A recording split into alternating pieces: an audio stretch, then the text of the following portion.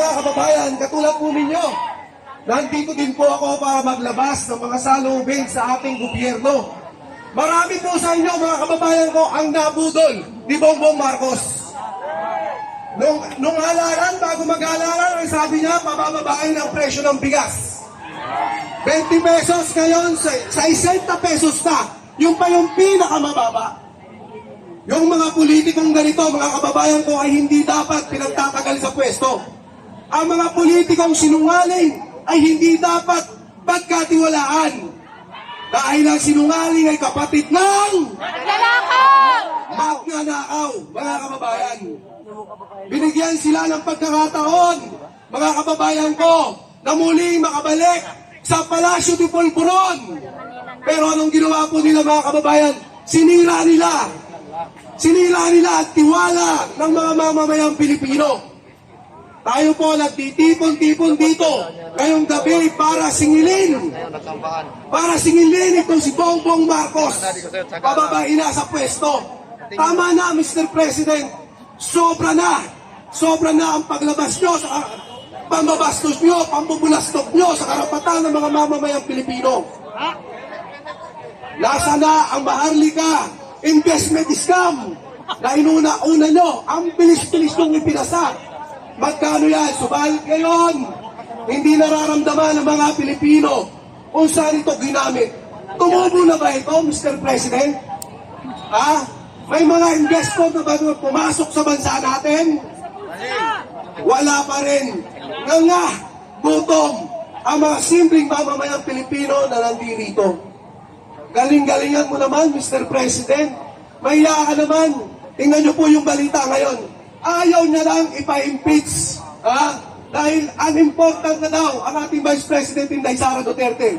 Pero ang totoong dahilan, natatakot itong si Bongbong Marcos na pag pina-impeach niya, ito si Vice President Inday Sara Duterte, alam niya na ang mangyayari. At eto na nga, hindi pa pinapa-impeach, nandito na tayo, nandito na yung mga kababayan natin. Sawang-sawa na sila. Meron ba ang presidente na pagka may baha, kakamot lang ng ulo, anong gagawin natin? Ngayon lamang nangyari yan. Ang layo mo kay Pangulong Duterte. Ang layo mo kay Tatay Digong. Paratingin pa lang ang bagyo, kinakausap nila ang kanyang mga staff. Diba? Para alam kung ano ang gagawin. Merong paghahanda. Kayo ibang paghahanda nyo. Party-party. Anong paghahanda nyo? Paglalamyerda sa ibang bansa.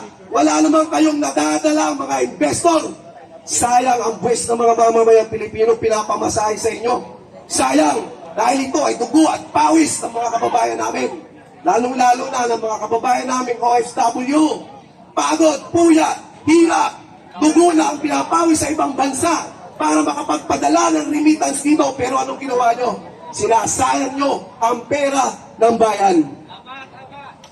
Ulitin natin, kaya ako nandito. Hinahanap ko ang pondo ng flood control. Na-overwhelm, climate change, wag kami bongbong. Diba? 25 tons of gold, pinenta nyo. Nasaan? Nasaan ang pera? Nasa ayuda? Pinamumudmud nyo, ayuda. Trabaho ang kailangan ng mga kababayan natin. Ayuda, 3 araw, 2 araw. Ubus na yan. Ay kung nabibigyan nyo ng maayos na trabaho, ang mga kababayan nating Pilipino, hindi aasa sa ayuda yan. Ginagawa mong tamad ang mga mamamayang Pilipino, Bongbong Marcos. Kasi tamad mo. Kasi wala kang silbing presidente. Grabe po mga kababayan. Kayo ba, ramdam nyo na may Pangulo tayo? Wala! Isa pa mahina. Kayo ba, ramdam nyo na may Pangulo tayo? Wala! Hindi ka nararamdaman ng mga mamamayang Pilipino. Marapat lamang na ikaw ay bumaba at ipalit na ang aming President, Vice President, Inday Sara Duterte. Duterte! Duterte! Duterte! Duterte! Dahil kami, sigurado kami na kapag bumawa ang mga Duterte dito sa bansang Pilipinas, pagbabalik tayo. Hinangaan na tayo ng ibang bansa sa panahon ni Pangulong Duterte. Pero ngayon wala. Ang pangit na naman ang tingin. sa mga bansa natin, sa mga kababayan natin. Itong panahon mo, Mr. Bongbong Marcos, nagkalat na naman ang droga. Grabe, sa lansangan nag-aabutan. Sabi nga nung isang leader na batang Muslim, mas mura ang droga ngayon kaysa sa bigas. Tama! Ito ba ang kinabukasan na gusto mong makamit ng mga kababayan natin? Ito ba ang kinabukasan na gusto mong makamit ng bawat Pilipino? Korupsyon ang dahilan. Droga. Ito ang mga nangyayari nagpapahirap sa bayan natin. Dapat ito ang tinututukan nyo. Ang tinututukan nyo, ano? Ipatawag si Duterte. Imbis naghahanap confidential fund ni Duterte. Hindi patas, mga kababayan. Kaya kami nandito nagkatipon-tipon. Kasi alam namin, bandang uli, mananaig ang katotohanan. Mananaig ang katotohanan at muling magtatagumpay ang taong bayan para makalaya ang sambayanang Pilipino sa kahirapan. Lumaya ang bayan sa mapangabusong mga politiko katulad nyo. At ako ay nananawagan sa mga kababayan kong Pilipino na malapit lang dito sa EDSA Shrine, Ortigas, mga kababayan, harapan itong Robinson's Galleria. Halina kayo. Wag lang puro chat dyan sa social media. Wag lang puro chat, wag lang puro comment na EDSA na. Nandito na kami, kayo na lang ang hinihintay. Muli, magiging mas malakas ang mga Pilipino kung magsasama-sama. Napatunayan na natin to. Hindi lang isa ang naging people power. Malamang sa alamang magiging pangatlo na to. Kaya ako nananawagan sa inyo, halina kayo at maging parte ng kasaysayan. Yes! Bukas sa makalawa, paalisin na natin si Bongbong sa Malacanang at ipapalit natin ang ating President, Inday Sara Duterte. Yes! Duterte! Duterte! Oo nga, ito. Duterte! Duterte! Muli mga kababayan, magandang gabi sa inyong lahat. Ako si Palak TV, a.k.a. Marlon Nahito from Occidental Mindoro. Sa mga kababayan ko na nasa probinsya, kung sawan-sawa na kayo sa administrasyon ni Bongbong Marcos, lagyan nyo yung mga pintuan nyo, Bongbong resign. Yung mga bakod nyo sa probinsya, lagyan nyo Bongbong resign.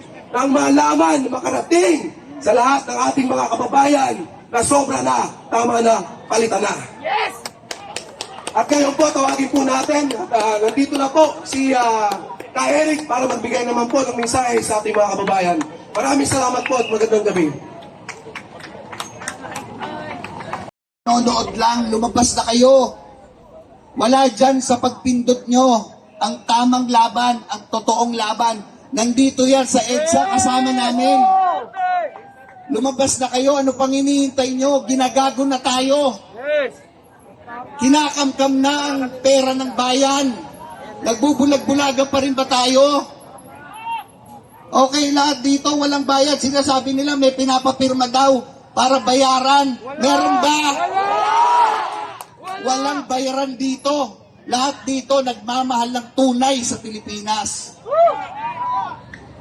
Dagdag ko lang, alam nyo bang nabash kami ni Maharlika? Pero mahal na mahal namin si Maharlika dahil ang news na lumabas is, ano daw tayo? Troll farm. Dahil influencer kami, meron daw kami mga alagang troll farm. Gusto namin ipabatid na, Madam Maharlika, mahal na mahal ka namin. Hindi totoong kami ay may troll farm. Wala kami dito ngayon kung meron kaming troll farm.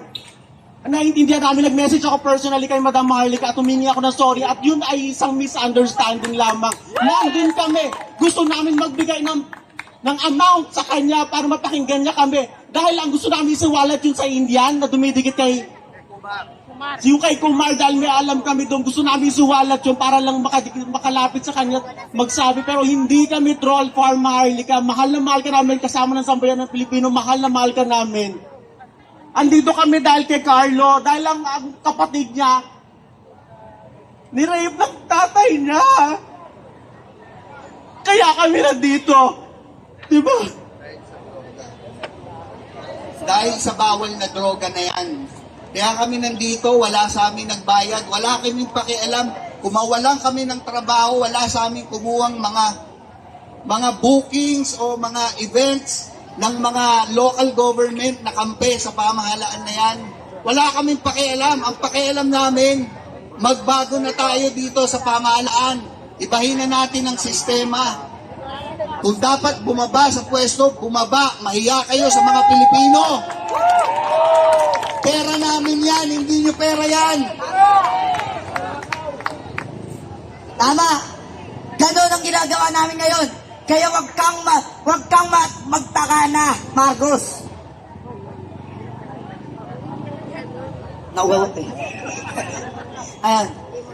Basta, nandito kami para rin supportan si Marco, ay para supportan si Sara. Si Sara. Nagkakaano na ako, naano na ako. Vice President Sara Duterte. Inuuna mo pang pabagsakin si Sara Duterte. Hoy! Hindi ka magtatagumpay. Hindi ka magtatagumpay. Kaming mga Pilipino, kahit mahirap kami, kahit mahirap kami, hindi mo maloloko ang mga Pilipino, lalo't namulat na kami. Lalo na kami. Dahil nakita namin na kung ano-anong ginagawa mo kay Sara Duterte. Marcos, mag-resign ka na. Kung hindi mo kayang panindigan ang pagiging presidente mo. Lalo't hindi mo naman talagang nagawa, kundi kinamkam mo lang ang pera ng kaban ng Pilipinas. Kaya wag kang magtago. Huwag kang magtago sa mga militar mo. Huwag kang magtago sa mga milyon mong pera sa Malacanang.